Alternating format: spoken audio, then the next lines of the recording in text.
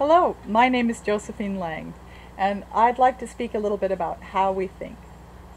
We're often taught what to think.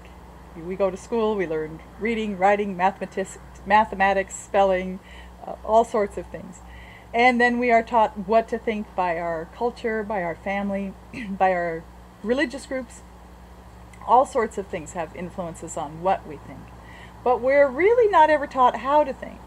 And that is something that I think could really bring about a tremendous leap in our human evolution. Because in our cultures, we tend to be left brain dominant. You know how we have two hemispheres to our brains, two cerebral hemispheres. There's the left half and there's the right half. And they're joined by the corpus callosum, which helps to transfer the information from right to left. And we do use both hemispheres all the time. If we are answering a question while we're walking down the hall, we are completely using both hemispheres. If we're holding up a piece of paper and cutting it, we're using both the spatial right brain and the analytical thinking sequential left brain. So that's one of the places perhaps to start, which is to give a brief description of what kind of thinking we do in our left brain, how we think there. And that's very analytical, time-bound, sequential. It is where our language centers are in the left brain. It's also the place where we do computation, we're aware of numbers, and anything that's involved in a sequence. Whereas the right brain is more pictures or symbols, and it is also timeless. It's in the present moment of now. And the right brain is also our creative brain. It likes to have novel and new and different challenges. And the act of discovery takes place in the right brain.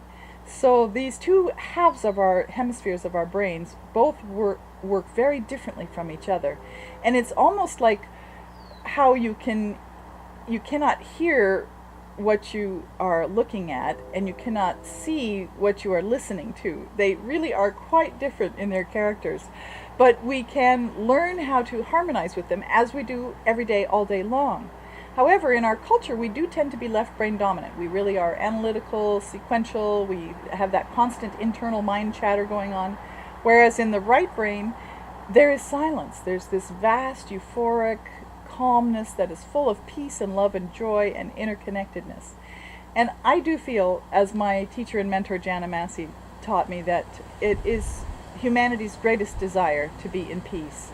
And I think that's one of the things that we would really love to have, is to find inner peace in our lives as well as peace in our communities and in our cultures and all around the world. And it's very appropriate for this time globally now.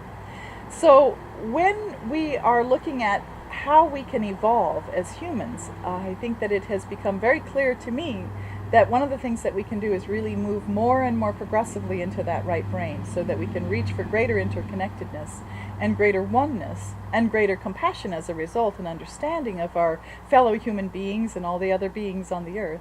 And so learning how to balance our right brain function with our left brain function is a good place to start. And of course we have some beautiful examples already existing in the indigenous cultures of peoples around the world. The folks who have lived natural lives for millennia. And so one of the things that we notice about many of the indigenous peoples is, one, they don't have a written language. They tend to use an oral tradition, which is storytelling. And so they're using their imaginations a lot. Another thing is that they use pictographs. You'll see paintings on cave walls or on rocks showing images that tell a story. You've heard that a picture is worth 1,000 words. Well, it's really true. We can convey so much through pictures.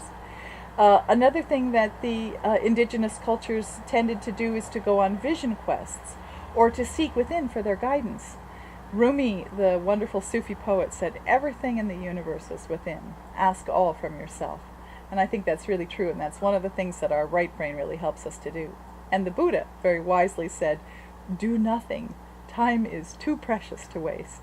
And I think that both of those ideas can serve as guides for us as we move into helping ourselves learn how to balance our right brain function and bring it more into the forefront of our reality over our left brain currently dominant society and culture. So thank you very much for listening, and please visit my website, stepintomagic.com, and tune into my radio show if you get a chance. It's called Step Into Magic.